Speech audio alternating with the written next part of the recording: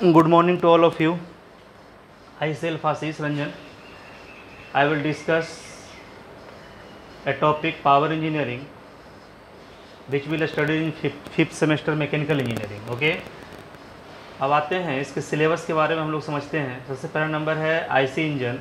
IC engine के बारे में जानना, इंटरनल कंबसन इंजन, जो भी आपका ट्रक हो गया, मोटरसाइकिल हो गया, ट्रेन हो गया, ये सारे में जिस इंजन को हम लोग पावर के लिए इस्तेमाल करते हैं उसके बारे में जानना ही कहलाता है आईसी इंजन। अब आईसी इंजन में आपको जनरली 5 टॉपिक्स पढ़ना है, जिस टॉपिक्स का नाम है पावर साइकिल। पावर साइकिल का मतलब कौन सी हो गया कि कौन कौन से साइकिल पे क्या क्या वर्क आपका होगा। जैसे कि मेरे पास फ्यूल, बहुत सारे फ्यूल होते हैं। आप फ्यूल के रूप में पेट्रोल का इस्तेमाल करते हैं, फ्यूल के रूप में डीजल का इस्तेमाल करते हैं, आजकल गैसोलीन का इस्तेमाल होता है, आपका सीएनजी का इस्तेमाल होता है।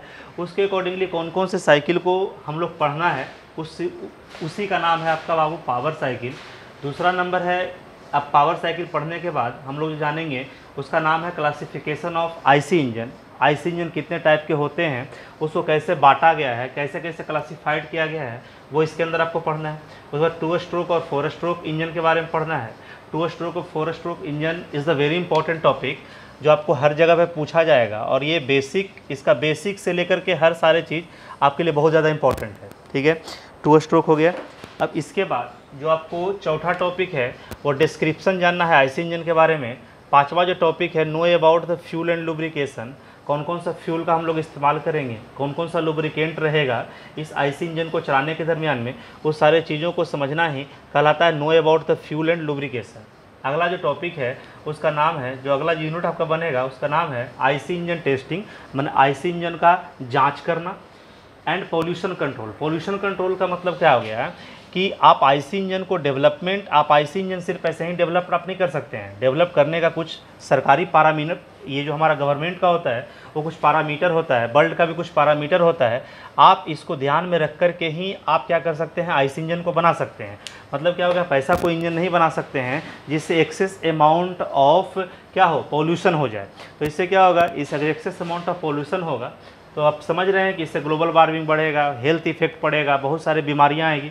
लेकिन फिर भी चलो, इंडिया में तो सारा चीज़ हो ही जाता है इसी प्रकार से। तो अपना पोल्यूशन तो इंडिया में क्या जानते ही हो कि सिर्फ जाओ बाइक को लेके जाइए, आप बाइक को दिखाइए, कोई पैरामीटर नहीं है, वो आपका चेकिंग हो गया। खास करके बिहार में तो बहुत अच्छी बात है, यहाँ पर कोई पोल्यूशन कंट्रोल का कोई पैरामीटर नहीं है, बहुत अच्छी बात है। चलिए आगे आते हैं। अगला जो टॉपिक है उसका नाम है एयर कॉम्प्रेसर। एयर कॉम्प्रेसर के बारे में फिर जानेंगे। एयर कॉम्प्रेसर में हमको जो एक्चुअली जो पढ़ना है वो पढ़ना है आपका क्या, इंट्रोडक्शन। ठीक है, उस मतलब क्या हो गया, टाइप ऑफ कंप्रेसर पढ़ना है। फिर अब टाइप ऑफ कंप्रेसर में जनरली 2 टाइप ऑफ कंप्रेसर के बारे में जानना है हमको। जो पहला नंबर है उसको बोलते हैं रेसिप्रोकेटिंग एयर कंप्रेसर, और जो सेकंड नंबर है उसको बोलते हैं रोटरी एयर कंप्रेसर। जो चौथा टॉपिक है आपका पढ़ना, उस चौथे टॉपिक का जो नाम है आपका, उस चौथे टॉपिक का जो आपका नाम पड़ता है उसका नाम है gas turbine and jet propulsion. मतलब गैस टरबाइन के बारे में जानना और जेट प्रोपल्सन के बारे में जानना। वो आपको कितना टॉपिक मिलेगा बाबू, आपको चौथा टॉपिक मिलेगा। ठीक है, नेक्स्ट जो आपका बनता है रेफ्रिजरेशन एंड एयर कंडीशनिंग। ये जो सबसे आपका लास्ट टॉपिक है रेफ्रिजरेशन एंड एयर कंडीशनिंग, वो भी आपको समझना है। अब आते हैं हम लोग जो पहला जो आईसी इंजन, तो आईसी इंजन को समझने के लिए सबसे पहला जो पार्ट है उस चीज़ को समझना जो कहलाता है आपका पावर साइकिल। पावर साइकिल का मतलब क्या हो गया, पावर साइकिल का मतलब सिंपली हो गया कि आप किसी भी फ्यूल का इस्तेमाल करके आप कितना वर्क आउटपुट लेते हैं उस साइकिल को कंप्लीट करवाने के दरमियान में, that is called a power cycle. ये प्रीवियस क्लास में आपका हम डेफिनेशन भी लिखवा चुके हैं। अब पावर साइकिल के अंदर जो आपको पढ़ना है, बहुत सारा साइकिल पढ़ना है, लेकिन आपको मेनली जो पहला टॉपिक पढ़ना है वो कार्नोट साइकिल पढ़ना है। अब कार्नोट साइकिल क्या है, कार्नोट साइकिल के बारे में भी डिस्कशन हम कर चुके हैं। Carnot cycle is a basic cycle, या इसको एक हाइपोथेटिकल साइकिल बोलते हैं।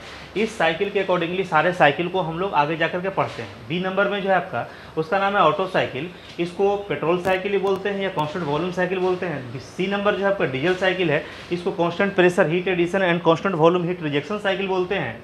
ठीक है, चौथा नंबर जो है आपका उसको बोलते हैं डुअल साइकिल है, और 5वां नंबर आपका ब्रेटन साइकिल, जूल साइकिल, या इसको कांस्टेंट प्रेशर साइकिल बोलते हैं। ये सारे साइकिल आपको पढ़ना है। और यहाँ से आप एक चीज़ जान जाइए बाबू, यहाँ ये दोनों में से कोई ना कोई आपके एग्जाम में 4 नंबर के क्वेश्चन में रखा हुआ रहता है। ये तो लिखने के लिए आ जाएगा, और यहाँ से चाहे इसका एफिशिएंसी पूछे चाहे इसका एफिशिएंसी पूछे, ये एक नंबर के ऑब्जेक्टिव में रखा हुआ है, ये पूछेगा ही पूछेगा। 1 नंबर का ऑब्जेक्टिव आपका यहाँ से ही बनता है, जहाँ ये ब्रेटन साइकिल है। पिछले साल जब हम लोगों ने बच्चे को पढ़ाया था तो जब बच्चे ने किया क्या कि सब उसने टर्म को याद कर लिया, सारे टर्म को याद कर लिया कौन साइकिल क्या है, लेकिन उसका बेसिक जो टर्म है वो याद नहीं कर पाया। तो 20 ऑब्जेक्टिव में से किसी का 8 ऑब्जेक्टिव सही हो, किसी का 9 ऑब्जेक्टिव सही हो, किसी का 6 ऑब्जेक्टिव सही हो, मतलब कोई भी ऐसा लड़का हमको नहीं मिला था जिसका 12 या 15 ऑब्जेक्टिव भी सही हो सकता है, क्योंकि उन लोगों ने बेसिक पे ध्यान नहीं दिया। आप सीधे सर ने पढ़ाया ऑटो साइकिल में याद कर लिया। अब कहाँ पे कौन सा प्रोसेस में क्या हो रहा है, कौन सा आइसेंट्रोपिक प्रोसेस है, किस में कांस्टेंट वॉल्यूम प्रोसेस है, किस में कांस्टेंट प्रेशर प्रोसेस है, हीट को लेंगे तो किधर से लेंगे, हीट रिजेक्शन होगा तो कहाँ से होगा, ये सारे चीज़ तो उन लोग भूल गए। भूल गया तो ऑब्जेक्टिव आपसे गलत होगा।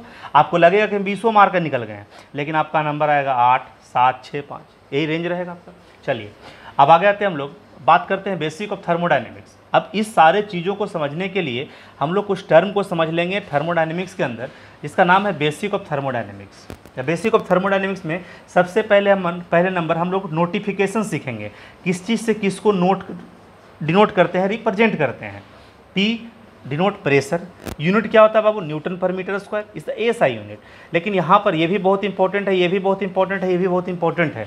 ये डायरेक्ट ऑब्जेक्टिव क्वेश्चन है कि 1 ATM बराबर कितना होता है, तो 101.325 किलो पास्कल। एक बार बराबर कितना होता है, तो 10⁵ पास्कल। एक पास्कल बराबर कितना होता है, तो 1 न्यूटन पर मीटर स्क्वायर। ठीक है। भी रिप्रेजेंट करता है वॉल्यूम को, इसका यूनिट होगा मीटर क्यूब। टी रिप्रेजेंट करता है टेम्परेचर को, यूनिट होगा केल्विन।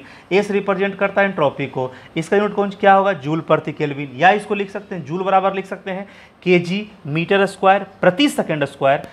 केल्विन का यूनिवर्स, केल्विन ऊपर चला गया तो केल्विन पावर -1। एच क्या हो गया, इंथैल्पी, इसको जूल से डिनोट करते हैं। Enthalpy is also a heat, joule से डिनोट करते हैं, या इसको किलो जूल में बोलते हैं। क्यू क्या हो गया, सॉरी एम क्या हो गया, मास हो गया। एम क्या हो गया, अगर कैपिटल एम लिखा हुआ है तो मोलर मास हो गया, ये इसको मोलिकुलर वेट बोलते हैं। यूनिट क्या हो गया, केजी प्रति मोल हो गया। एन क्या हो गया, नंबर ऑफ मोल हो गया। आर क्या हो गया, आइडियल गैस कांस्टेंट हो गया। इसी प्रकार क्यू क्या हो गया, क्यू से किसको रिप्रेजेंट करते हैं, क्यू से क्या डिनोट करते हैं। अच्छा, इस सब सारे चीज़ों को अगले क्लास में हम लोग आ जाएंगे।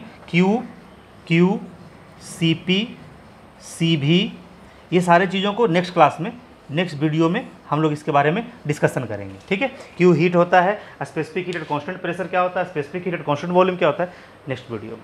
ओके।